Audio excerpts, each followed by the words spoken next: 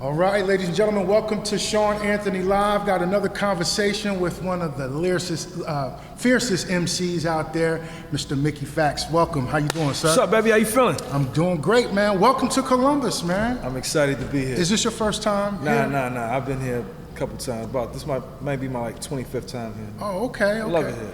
So, what was your first time? You say 25 times. That's a lot. First time I was here was with Big Sean in 2010 at Scully's, I believe. Wow. Yeah. I was on the radio with Big Sean, did his whole thing in Detroit. He used to freestyle on my show. Really?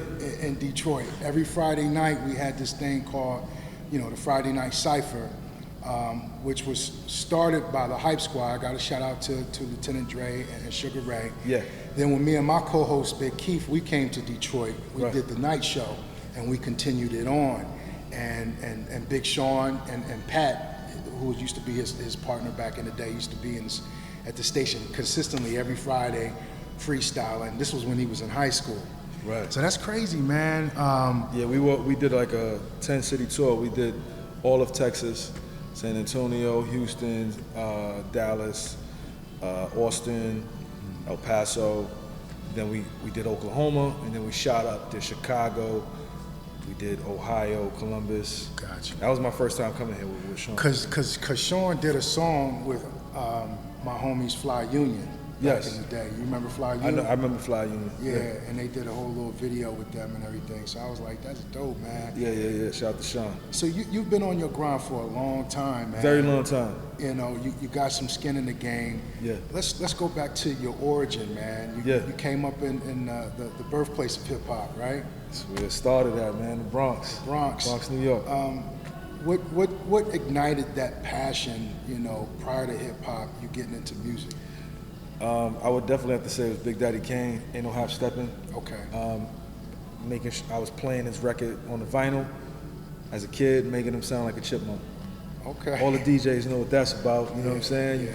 You push the joint up to like 45 or whatever. Speed up to 45, yeah. And I made him sound like a chipmunk, and my cousin almost killed me. Yeah. Why you doing that to my record, man? You listen to it like this. And then I saw the video, Ain't No Half Steppin', and it was like, yo, who is this? Who is this black man? Yeah, dark skin. With the flat top, with the honeys, with the dance moves, cool, and he's rhyming crazy. He's doing something crazy.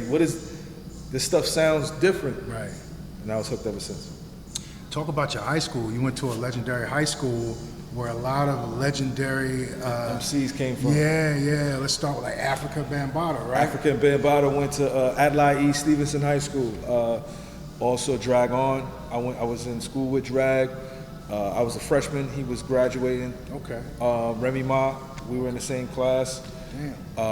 And then myself, obviously. And were all y'all spitters back then? Yeah, we were all spitters back then. Were y'all battling each other, or was it like? I never battled Drag, and I never battled Remy. Me and Remy worked together back in those times. You know what I'm saying? Like I was a fan of her, she was a fan of mine, and we just kind of, ciphered a lot together. I would follow her around, vice versa.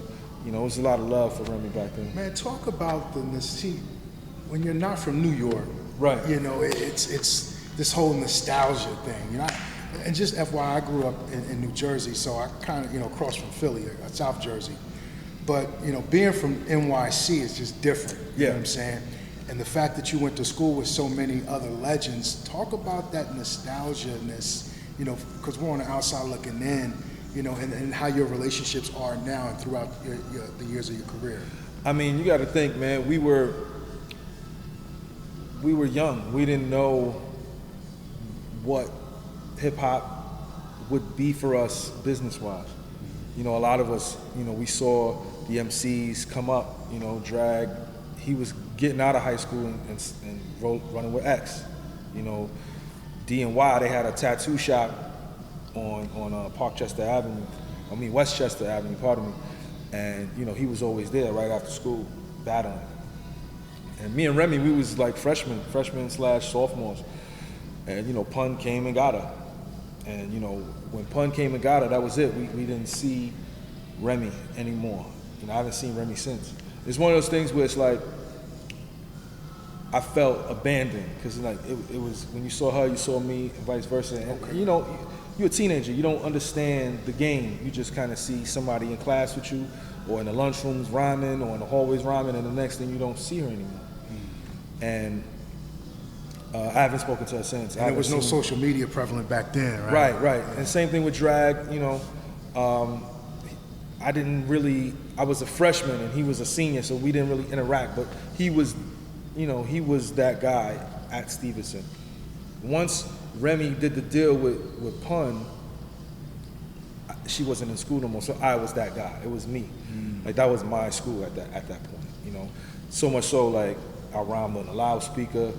Okay. People from other schools would come because of my name. You know what I'm saying? So okay. It was that crazy. Is it true that Big Pun pulled up and battled you? No, I never battled Big Pun. Okay. I don't know what rumor that. Nah, man. Nah. Shouts out to Art, my man Art, man. He came up with that. Oh, nah. We didn't know. I didn't. Nah. I never battled Pun. I battled Sunkiss and Triple Sace.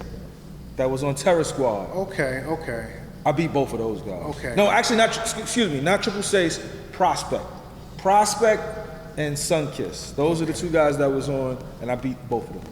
Those names sound familiar, but I don't remember. Right. A lot of people remember Joe, Cuban Link, yeah, and Pun. So while Remy is out with Pun, you said you didn't see her, but did you run into her? Did she give you any kind of game on how the industry was working and all of that? I haven't seen Remy since 1998, oh, wow. Maybe 1999. Damn. You gotta remember, she got locked up as well. Right. So she was gone for 10 years. And once you get into that zone where like you in the industry, you're not coming back to school. And she was fortunate enough to meet Pun early on. Right. And I went from rapping in school, I went to college and then I got a job. Like a lot of what school did you go to? I went to NYU. And what did you major in? Law. That's dope. And yeah, I read that. That was interesting. You didn't finish. Right? No, I did not finish. Okay. Well, you still, learned some things, I'm sure. I learned a lot, you know. Talk about in 2009 when you got that nod for WXL, you know what I'm saying? The freshman class of 2009, right? 2009, yeah. So what's interesting about that, I got that call 13 years ago tomorrow. Oh, wow. July 10th. So we coming up on the anniversary of that. That I got the call. Okay. I was the second person chosen for that cover. Really? So when they were thinking about doing the cover, they were like, okay, who we gonna put on this cover? They were like, okay, we gotta get Wale on there. And it was like, we gotta get Mickey Factz on there. I was the second person that they chose. What was that like? Who did the call come from? Rob Markman of Genius. Okay. Genius.com. He was working at WXL at the time. He was like, yo, don't tell nobody. I told everybody. He was like, yo, don't tell nobody. But yo, you just got picked for the cover of XXL. I said, excuse me? What? He was like, yeah, the freshman cover. I said, oh, the joint that y'all did before? He was like, yeah. I was like, who else is on it? He was like, right now it's just you and Wale. Wow. I said, oh, that's crazy. So you got to think how popular I was in 2008 for it to happen in 2009. Right. And hip hop was going through a transition during that time. Yes. Because I had just got to VA on the radio, and Snap was popular at that time. Yep. Soulja Boy was popular at that time. Yep. Yeah, that was an interesting class. Who else was on that? Wale, that was J. Cole? No, right? that was the following year. It was Wale, Asher Roth, B.O.B., Charles Hamilton, Corey Guns, me, Blue, Kid Cudi, Currency, Ace Hood. Damn, man, you're amongst good company, man. Yeah, man, like yeah. And the dope thing about that, man, is that that's cemented in hip hop history. Forever and ever. You know what I'm saying? Forever and ever. How did your life change after that magazine cover came out? So I was playing chess at the time, like chess marketing wise. So I had the Honda commercial that was airing the month after. So the cover came out in March of 2009. And when a lot of people had like inclinations of it, but like you said, social media was only Twitter and Facebook. At that time, 2008, at that time, 2009, yep. That was it. So when it landed in the blogs. So when it hit the blogs, that was it. And then obviously now you're reaching a different demographic because we was on the internet, but the streets and people who loved hip hop was picking up the magazine. Right. So the internet ate it up, but it opened up people's eyes, like, who are these guys? The same way we do it today, like, yo, who are these guys on it? But then when they saw the commercial, it was like, oh, I had a commercial running on TV for 3 months. Now let's talk about that. Dive in a little deeper about this Honda commercial. Yeah. How did it happen? What part did you play in that, etc.? So I got the call for the Honda commercial at the XXL shoot. At the okay. At the photo shoot. At the photo shoot. Who's calling you? You got an agent, a manager, or something at this time? No. Rich Nice, who works with Sway. Okay. He was like, yo, they doing casting for this commercial. But Honda is looking for somebody for the Accord. You should go down there and do an interview. You should do an audition. So I was like, all right. I went down there, I knocked it out the park. Q-Tip tried out for it, Busta, Wale, Theophilus London, Cuddy. A lot of people that was on the cover tried out for it. And, they went in there, flashy chains. I went in there the same way you see me today. Watch, no jewelry, I don't wear jewelry. My wife got me this, but, yeah. And they were like, you're practical the same way the Honda is. The Honda lasts and stands the test of time over the course of however long you have it. And you're gonna be the same person because you look the part of somebody that. What did they have you do in audition? Do you remember? It was really just an interview. Okay. Like they wanted me to just kind of talk about me. Okay. And I was different from the other rappers that pulled up. So they was already into that. And then I did a second audition where I had to memorize stuff and rap. And that's what I did. No shade to those guys that was, but it's me. Yeah. You know what I mean? So like I was able to just kind of knock that out the box, and then we shot it, and then the rest is history. So you're getting, was it a national ad? National ad. So you're a national ad on television. Televisions, billboards, and magazines, and the blogs, the internet. Yes. Now, so I could imagine the kind of attention. What kept you grounded during that time? Because you could get easily a big head, during that era. I had a big head. Okay. It wasn't no grounded, man. This is. What was that? What was big-headed Mickey Factz like? Man, no disrespect, I pride myself. Definitely pause. I pride myself on being as humble as possible these days. Right. Back then, it was a different monster, man. Because it was being overlooked for so long as somebody who felt that they were top tier writing wise, not having a cosign. Like a lot of the guys on the cover had cosigns, they had record deals. I was like the only one who didn't have a record deal on that cover. Me and Currency, everybody else had a deal. So the fact that I didn't have a cosign, the fact that I didn't have a deal, I didn't have a big song, it was just all work. I had a big head, man. Like I was selling out shows everywhere I went. Obviously, I was dating supermodels. It was reckless. So you couldn't tell me nothing. Like, when people say... It was a light flex, man. He said, obviously, I was dating supermodels. I mean, obviously. But the thing about it is, you got to think, right? Like, the term Google me wasn't being really used. I was saying that, like, in 2008, like, yo, Google me. Because at that point, when you Googled me at that point, it was 20, 30 pages. Right. Like it just never stopped. I was on every blog, every day, I was an unstoppable force. So much so, like I got hired to do marketing for other artists like Crit, Nipsey. Really? Yes. Like it was like people don't really understand how I really took over the internet in 2008, 2009. You got to really dive into that, man, because a lot of times young aspiring artists is trying to get in this industry, they only think it's one-dimensional. Right. Most times. Us, everybody that's here, the team with us and everything, we all do a lot behind the scenes, what I'm saying? Right. There's so many opportunities for young folks to really use their skills and their gifts, not so much just in front of the camera, but tap into that. Like, how are you,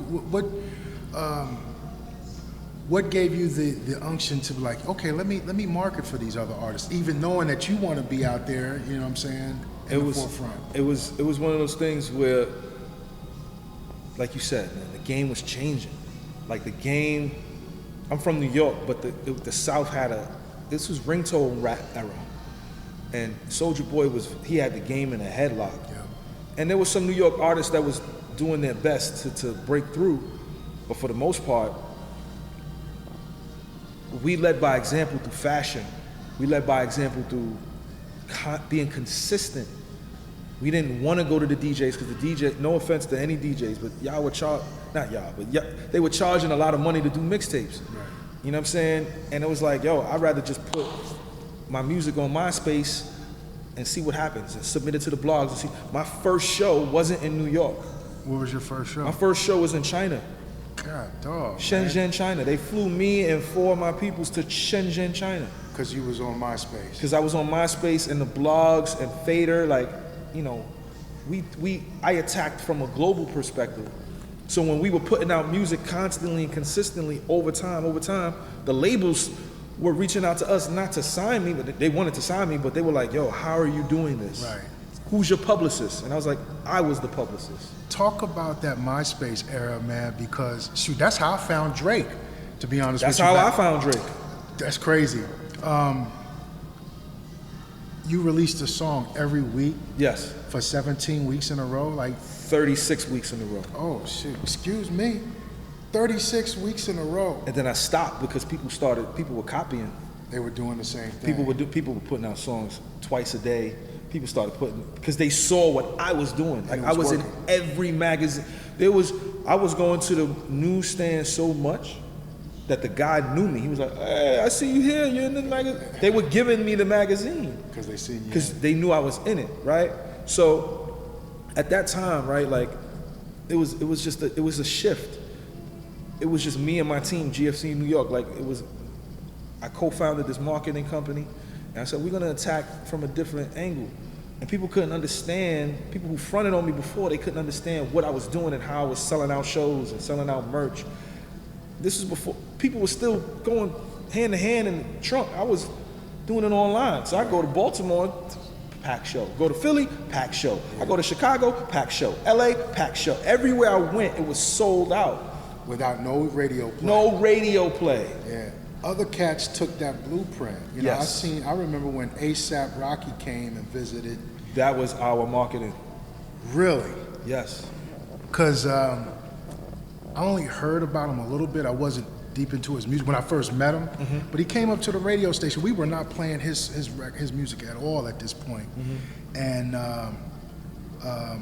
I was talking to the rep that was with him, Puerto Rico Rob. Do you know Puerto Rico? PR Rob, yeah, that's my man.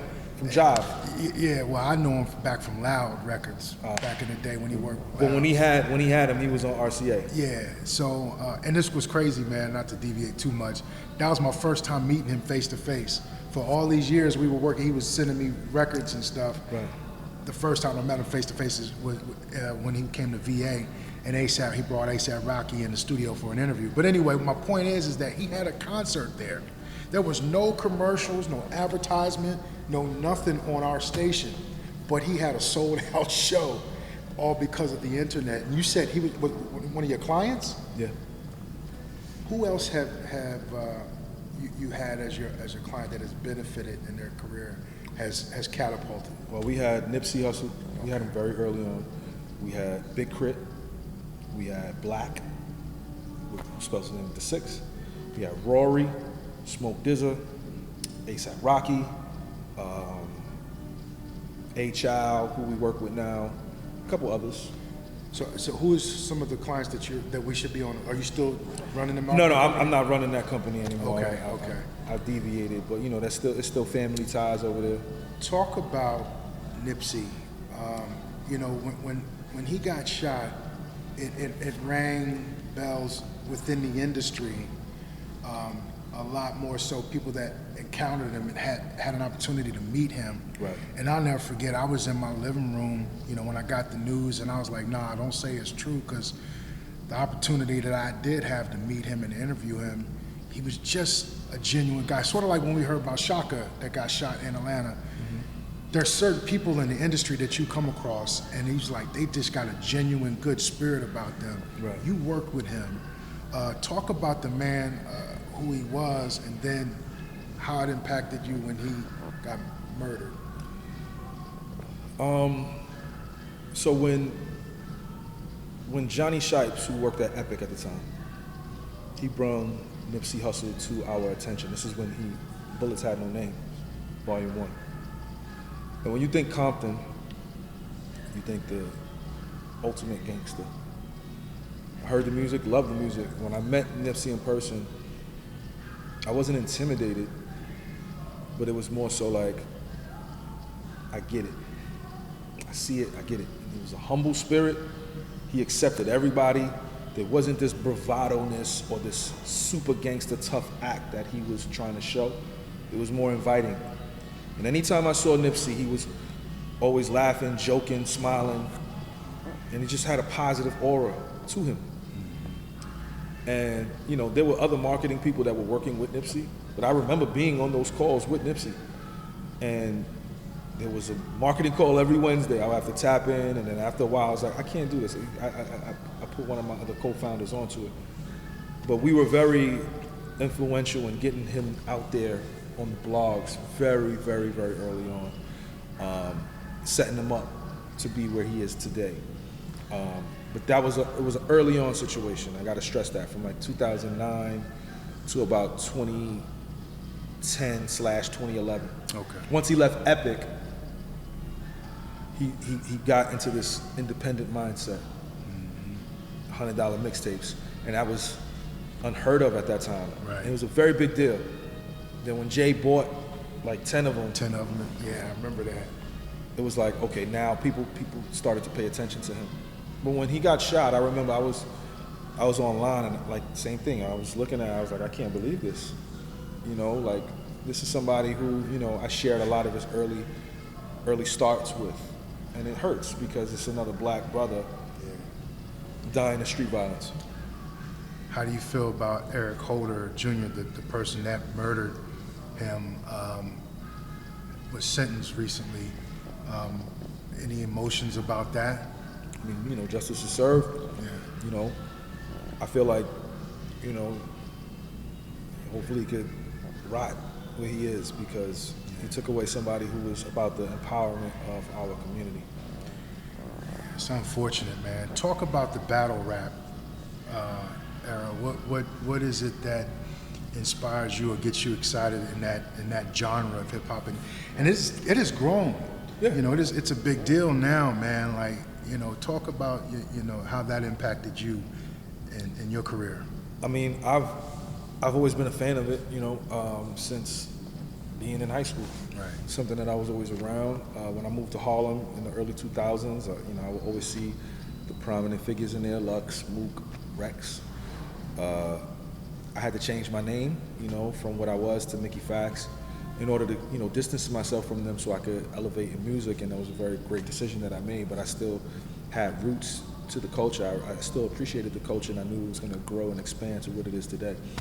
I engaged in it 2 or 3 times. It's fun, it's an adrenaline rush. Yeah. But I recognize that that's not for me. You know what I'm saying? Like, I recognize that I can do it, but I don't want to do it. I feel like the guys that do it on a consistent basis need to be praised and upheld at a very high regard, because it is a very, very difficult style of rap to do. It's not easy at all. It's very, very difficult. They make it look easy, but it is not easy in the slightest. Why not? Why is it not easy? I mean, it's a lot of practice. You got to think, you know what I'm saying? And research too, right? Research, practice, writing. You got to take time away from your family. You got to write material that's never been said before and be perfect when you do it. So you got to think, I got to show tomorrow, you know what I'm saying, at Eclipse Ultra Lounge. Make sure you guys pull up. That's right. Tomorrow night, you know what I'm saying, it's 7 o'clock, tickets at the door still. And I'm gonna perform songs I did 13, 14 years ago. I don't need to rehearse, I don't need to do anything. It's pretty much like a part of me. Right. With battle rap, you got about 4 to 6 weeks to write 3 3-minute rounds, which is essentially like 3 songs. You know, you got to write 3 songs, but it's 3 verses compiled together. It's you talking about 3 songs, and you got to memorize it and with no music. with no music, and you have to be perfect. There's no other art form like this in the world. Right. The closest is probably improv. It's the closest, but improv is off the head. These guys are preparing something that you'll see one time only, and never hear it again. That's crazy, man. That's crazy. I wanted to ask you that because, it takes a level of skill, like you said, but they deserve another level of respect for the craft, to prepare for that. It's tough. It's very tough. It's unlike anything you've ever done. Like, let me tell you something. I got the show tomorrow. Like, again, Eclipse Ultra Lounge. I got the show. Pull up. I'm not gonna get butterflies until 2 minutes before I get on stage. Yeah. It's normal. As you should. That lets you know that you want to do a good job, right? Right. Before a battle, you get butterflies 3 weeks before the battle. 3 weeks before the battle, you get butterflies. And those butterflies do not leave until you say your first line. So you have that for 3 weeks, anxiety for 3 weeks. That is no joke. Who do you like right now?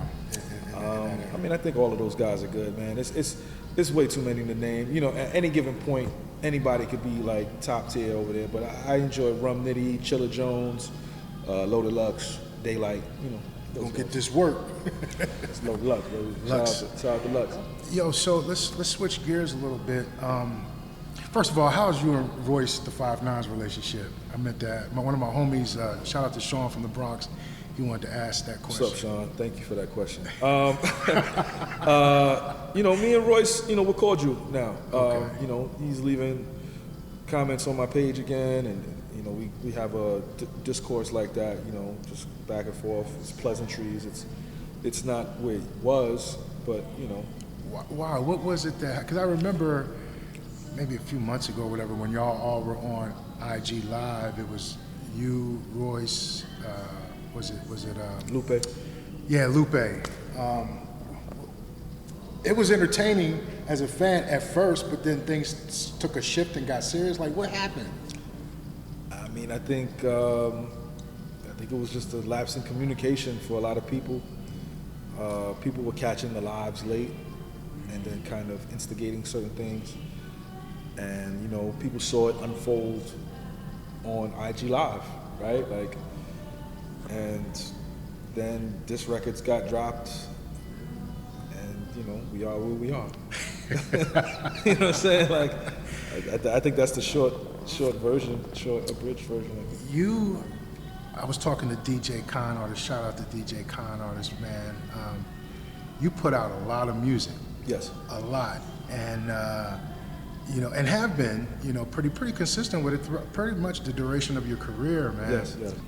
So what fuels that fire? You constantly going into the studio, putting out music so consistently like you have been. I think it's the people, man. The people inspire me. I'm inspired by everything, right? I feel like there's never a shortage of things to talk about, rap about, and say. I think, and that's the beauty of hip hop. Hip hop is always about the culture and the unheard voice. I feel like, I speak for the people that can't speak, that want to say certain things and they can't say them, or sometimes I want to say something clever and inspire people in that direction and in that capacity, and keep people having my personal name in their top 5s or top 10s or respected pens or people that they admire. So that's the reason why I keep going. On your website, you have something called Black History with Factz. Yes. One, I think that's dope. Thank you. And hopefully you continue to do that. But what, you kind of in the teaching space too, right? Yes. Educating folks. I really want to dive into that because I'm in that space as well. Mm-hmm. And I got some other friends that's in hip hop that is in that hip hop education thing. Right. What inspired that, man? And where are you trying to go with that as well? Okay, so the first thing was the Black History Factz. So July 30th, I was like, I should write a rap every day, and it should be about a different person or a different event or a different moment in Black history, and just write a verse and then recite it on IG. And I did that. I did it for 28 days, and it was tough. But I learned a lot, and my fans learned a lot. 2 of them went viral, one of them being Dr. Ben Carson, separating conjoined twins, and the other one being about, Tulsa, Oklahoma, the massacre that happened there. So it was a great look for me. I'm glad I did it, and then I just put it out as a mixtape for my fans to enjoy and appreciate and keep it with them so they can always listen to it. Now, as far as the school, Pendulum Inc., this is a school that I started, the first ever hip-hop school for lyricism. We teach MCs and future MCs how to write raps and be great at it. And we don't just teach them how to write raps, we teach them how to rhyme on beat. We have a mental health specialist that teaches every Wednesday to kind of dive into them and their emotions. We have a content creation class, teach you how to create content to go viral. Right now, one of my students is viral right now. He has a video that has 3 million views on Instagram right now. He only has 1,500 followers. We have a battle rap class. If you want to get into battle rap, we teach you how to do that. And we have a business class. We teach you the business of music, how to get into ghostwriting, how to get monetize your brand, contracts, merchandising, et cetera, et cetera, et cetera. And then we have a legendary guest that comes and teaches once a month. So we've had Inspector Deck teach so far, Fonte, Master Ace, Corey Guns. This month we have Skyzoo. Next month it's all women. So we got Cyrock, Shay Noir, 40 Bars, and Lady London pulling up. And then we got Chino XL, Method Man, Saha the Prince, and then at the graduation in person we'll have Bun B as the commencement speaker. And that is amazing, man. That is super amazing. I love that, brother. Thank you. I love that, man. The whole mental health piece, that's important. The business side, learning how to, get the merchandise and all of that. Yeah. All of those things are important that a lot of young folks don't understand that go into this industry. What inspired you to do this school, man? Masterclass. Pendulum Inc. Pendulum Inc. Masterclass inspired me. I reached out to them to do a masterclass on lyricism, and they told me, don't call us, we'll call you. And that was the worst and best thing that they could ever do. That probably put the battery in your back, the fire underneath you to get it cracking. Because in my mind, I was saying to myself, I want to retire into education. And there's no reason why MCs that have been doing this for 30 plus years, they're grandmasters at what they do, that they can't teach hip hop in these universities. So I've been trying to get into the university space as an adjunct professor, and it was very difficult. And then the moment I created the school, I have 4 faculty members along with 70 students currently. One of them is a curriculum editor, and he comes in and he makes sure that the lessons that we teach are aligned with, he has a master's, shout out to my man Roberto Santos, he has a master's in creative writing, poetry, and English literature. And he put this thing together, and once I did that, the doors started to open. So I'll be adjunct professor at Clark Atlanta University in October. I'm going to be helping put together a curriculum for Dr. Emden in USC, University of South California. There's some other great opportunities that are on the horizon just from this. And we're going to be expanding next year, right? We're going to add criminology and hip hop. We're going to have creative writing as well as marketing in hip hop. Adding more classes. I would love to connect with you on that, man, behind the scenes, whatever I can contribute and help, with radio. I teach radio and audio production and teach students how to do voiceovers and things like that. That just like you did your Honda commercial, a lot of these people that have the gift of writing, I also teach copywriting. A lot of major corporations are looking for people to write copies. Well, in our industry, a copy is another word for script. Right. We teach students how to write those things, man. I also want to connect you, if you haven't. Do you know Jay Rawls? Yeah, when I showed Jay Rawls everything that we had, he was mind blown. Yeah. He couldn't believe what we did in 2 months because, again, this idea came to me the day after Christmas. We launched February 22nd. Our first class was March 13th. This year? This year. And all because the mastermind said no? All because Masterclass said no. Masterclass. We won't. We'll call you. You don't call us. Literally, that's what the DM says. That's crazy. And we should screenshot that, blow it up, put it in a frame at the school. Yeah, I mean, because I'm looking to do a brick and mortar in the Bronx in 2027. But right now, I'm still building up the capital for this thing, and it's a self-sustaining business, very successful already. And I'm looking to continue to expand this thing. That can go global, man. I'm sorry. I didn't mean No, to cut you it's off. definitely going to go global, and it's one of those things where, I ain't got no competition. Right. So that's where this is where I want to be, because I don't got to worry about when I go to the radio station, it's another artist there. I ain't got to worry about when I put out a song, it's 50,000 other people putting out a song. It's my school. There's nobody out here doing this. Not one person. And y'all can put the projects out together collectively as a student, faculty, so on and so forth. Yeah, I mean, my major goal for this school is, there are older MCs. There's no reason why they shouldn't be called Professor KRS, Professor Kane, Professor Rockin'. There's no reason why that shouldn't be happening. So I want all of the OGs who laid their foundation in the game. You don't have to tour anymore. Come to Pendulum Inc., learn the curriculum, learn the terminology, learn the lexicon, and we would be basically like a temp agency, and I can get these MCs into the universities. Because all of the universities wants to see order, and to see that we are serious about not only, we give out homework, we give out midterms, we give out finals, we give out student of the month. That's dope. We do all of this. And the fact that July 4th just passed. Right. So we had a week off. When we came back to class, all the students said, finally. They couldn't wait. They couldn't wait. They don't miss no days, They right? don't miss not one day, bro. That's innovation at its finest, man. Thank you. Mickey, I really appreciate the time, man. I could talk to you more about that, man. We could probably do that again, maybe down the road. Absolutely. Via Zoom or whatever. Via Zoom, the case. definitely. I could walk you through the entire school process and how it works, everything. I think that alone deserves its own light. Out of this interview, I think what you're doing with the education piece should be just a separate thing that I would love to highlight and help promote, man. Oh yeah, and two more things, right? We just started summer school. Okay. So summer school is from June to September 1st. We got Twister teaching September 1st in our school. And we just signed on Tony Williams to teach a songwriting class once a month. Tony Williams, the famous Tony Williams, world famous Tony Williams. He's written on every Kanye album since College Dropout. And he's teaching songwriting to all of our MCs.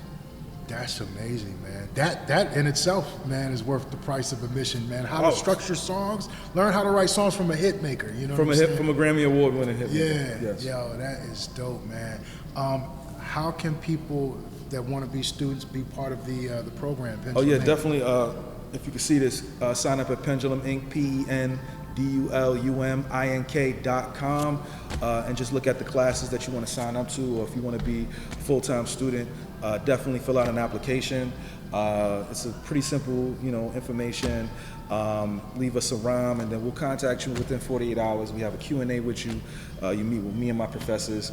We give you the curriculum, and sign up, man. And it's worth it. All of our students say we changed their lives, man. Like they love it. They don't want school to stop. Right. They just want to keep learning more. I always tell my students, if you're not growing, you're dying. So continue to grow, continue to further your education, and continue to be around great people like this gentleman here. Yes, sir. Mickey Factz, I appreciate it, man. Sean, thank you for having me, Yes, man. sir, Much man. love to Columbus, Ohio, man. Pull up the Eclipse Lounge. Peace.